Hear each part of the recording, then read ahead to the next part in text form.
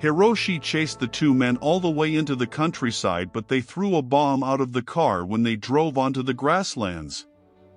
The fire prevented Hiroshi from further pursuing them and left when he lost sight of them because of the black smoke from the fire. Back at Goro's workshop, Hiroshi showed Rokuro and Garo the button he found, and Rokuro noticed that it looked just like the red sand they found. Garo showed Hiroshi the red sand they found and started doing tests on it and the button. Goro also worked on his robot, Jet Jaguar.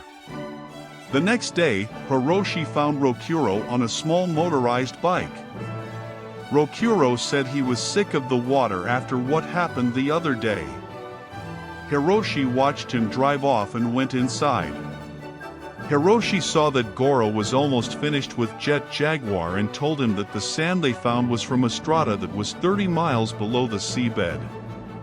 He said that the only other place they will find that sand was on Easter Island.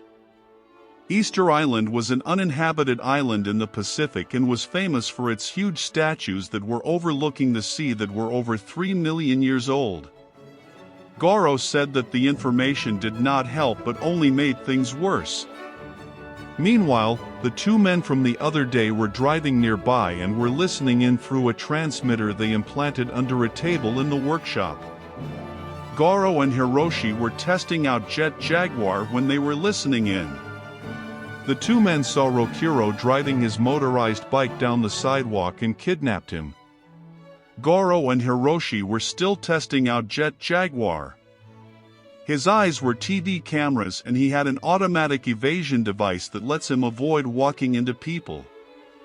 They watched him walk around for a bit but then got an alert from the front door. They saw Rokuro standing outside the door and told him to come inside. The two men pointed guns at Rokuro to get him to comply and shot him as he opened the door. They grabbed his unconscious body and took him inside. Jet Jaguar was standing in front the door, causing the men to crash into him. They shot at Goro and Hiroshi, making them unconscious. One of the men went to the control board that controlled Jet Jaguar and contacted their base in Seatopia. The leader of Seatopia, Emperor Antonio, instructed them to take control of Jet Jaguar and have him guide Megalon to their targets.